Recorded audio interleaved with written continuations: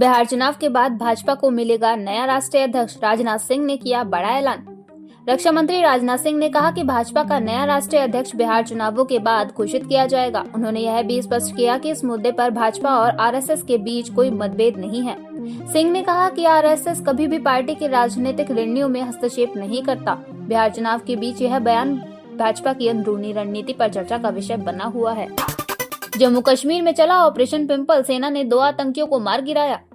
जम्मू कश्मीर के कुपवाड़ा जिले में भारतीय सेना ने आतंकियों के खिलाफ ऑपरेशन पिंपल चलाया। संदिग्ध गतिविधि देख सैनिकों ने आतंकियों को रुकने को कहा, लेकिन उन्होंने गोलीबारी शुरू कर दी। जवाबी कार्रवाई से सेना ने 2 आतंकवादियों को ढेर कर दिया। चिनार कोर ने बताया कि यह ऑपरेशन खुफिया इनपुट के आधार पर शुरू किया गया था, जिससे क्षेत्र की सुरक्षा को मजबूती मिलती है। ओवैसी का पलटवार, बिहार में सोने की खान नहीं, फिर घुसपैठिए क्यों आएंगे। एआईएमआईएम प्रमुख असदुद्दीन ओवैसी ने विपक्ष के घुसपैठिए वाले आरोपों को सिरे से खारिज किया। उन्होंने कहा कि अगर बिहार में सोने की खान जैसी कोई चीज होती तभी घुसपैठ का तर्क बनता। ओवैसी ने एनडीए पर मुसलमानों को बदनाम करने का आरोप लगाया और कहा कि सीमांचल में उनकी पार्टी ने गरीबों और पिछड़ों की आवाज उठाई है, जिससे अब साजिशन दबाने की कोशिश हो रही है। ठंड ने बढ़ाई परेशानी, अगले दिनों में 4 से 5 डिग्री तक गिरेगा तापमान, बारिश का अलर्ट जारी। मौसम विभाग ने चेतावनी दी है कि आने वाले दिनों में देश के कई हिस्सों में तापमान 4 से 5 डिग्री की गिरावट दर्ज की जा सकती है। जम्मू कश्मीर में श्रीनगर की रात सबसे सर्द रही, जहां तापमान 0.2 डिग्री सेल्सियस पहुंच गया।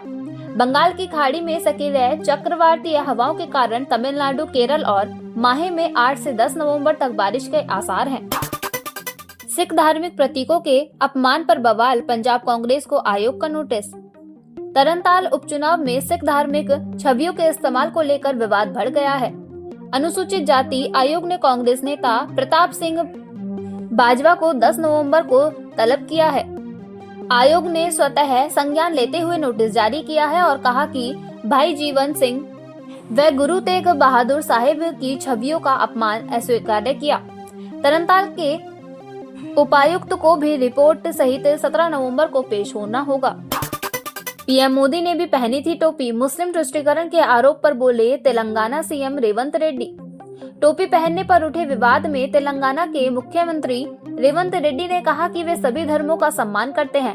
भाजपा नेताओं के आरोपों पर उन्होंने पलटवार करते हुए कहा कि पीएम मोदी ने भी टोपी पहनी थी, मैं फोटो भेजूंगा। रेड्डी ने कहा कि भाजपा उपचुनाव में हार जाएगी क्योंकि लोग नफरत की राजनीति नहीं चाहते और हिंदू भी मोदी की नीतियों से नाराज हैं।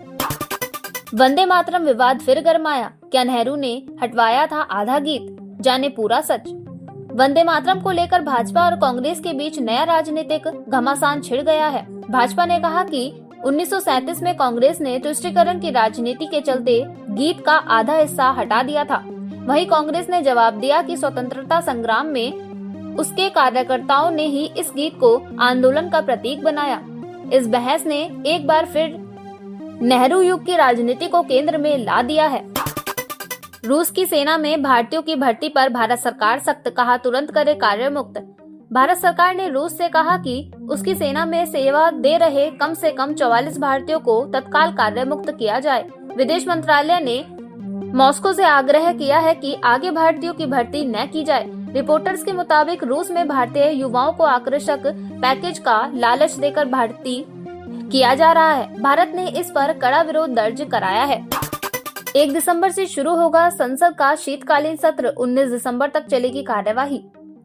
केंद्रीय मंत्री किरण रिजिजू ने बताया कि संसद का शीतकालीन सत्र 1 दिसंबर से 19 दिसंबर तक चलेगा। राष्ट्रपति द्रौपदी मुर्मू ने सत्र को मंजूरी दे दी। इस दौरान सरकार कई महत्वपूर्ण विधेयक पेश कर सकती है। विपक्ष भी बेरोजगारी, महंगाई और भ्रष्टाचार जैसे मुद्दों पर सरकार को घेरने की तैयारी में है। सत्र को राजनीति रूप से अहम माना जा रहा है। मंत्रियों के बच्चों पर भी हो सख्त कार्रवाई, अजीत पवार के बेटे के मामले पर बोले अन्ना हजारे। अन्ना हजारे ने महाराष्ट्र के उप मुख्यमंत्री अजीत पवार के बेटे से जुड़े कथित घोटाले पर प्रतिक्रिया दी है। उन्होंने कहा कि अगर मंत्रियों के बच्चे गलत कार्यों में लिप्त हैं तो उन्हें भी सजा मिलनी चाहिए। सामाजिक कार्यकर्ता हजारे ने कहा कि भ्रष्टाचार के खिलाफ लड़ाई में कोई अपवाद नहीं होना चाहिए। विपक्ष ने इस मुद्दे को लेकर सरकार पर दबाव बढ़ा दिया है।